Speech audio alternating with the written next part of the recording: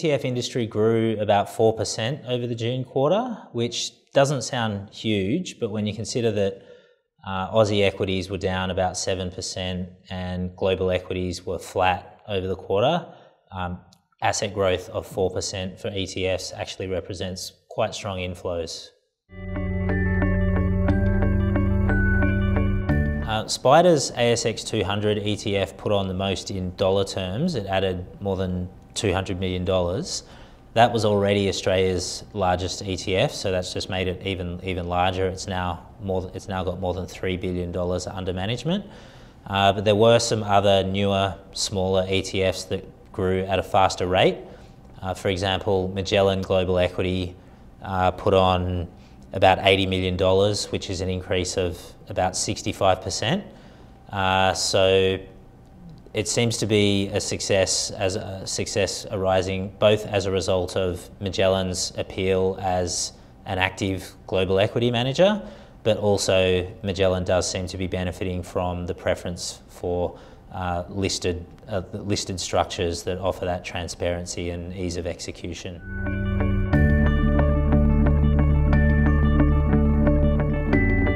What I found really interesting was the number of new products coming to market. So there were 14 new launches in the quarter, which is that's more new products in one quarter than we saw in the entire of 2014.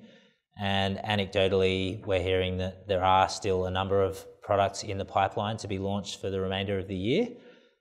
So it's always difficult to predict exactly what's going to happen in the short term, but it does seem that ETF assets and the number of products look likely to grow in the near term.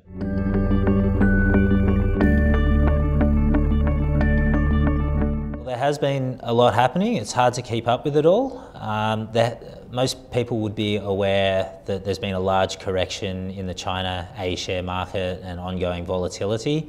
And there are some important developments happening around China A-shares, but it's also important not to get carried away. So there are some dedicated A-Share ETFs, such as that offered by Market Vectors, but most ETFs in Australia don't have much direct exposure to the China A-Share market, if any at all. For example, if you look at the iShares China Large Cap ETF or the iShares Emerging Market ETF, they don't have direct A-share exposure. They get their China exposure via H shares, which are listed in Hong Kong. What is happening is that index providers are looking to include China A-shares in their benchmarks.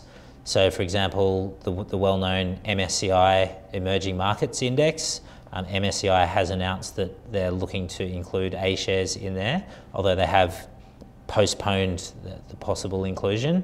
But FTSE, another large index provider, has confirmed that it will compile an A-share, an emerging market index that includes China A-shares. So Vanguard's emerging market ETF that tracks FTSE benchmarks will follow in line and gradually include China A-shares over the course of this year and 2016. So Vanguard estimates that's going to result in an allocation to China A-shares of about 6%. But you've also got to remember that ETF already has about 27% exposure to China through China H shares. So another 6% is not a game changer in our view, but there are some longer term ramifications. So FTSE has estimated that, maybe it's only 6% for now, but as the Chinese share market opens up, they estimate that could include up to 32% in China. And if you included all Chinese shares, you could actually see half of the emerging markets benchmark made up of Chinese stocks. So we don't expect to see those kinds of chunky allocations anytime soon, but 50% exposure to a single country is a chunky exposure, so we'll continue to watch that space over time.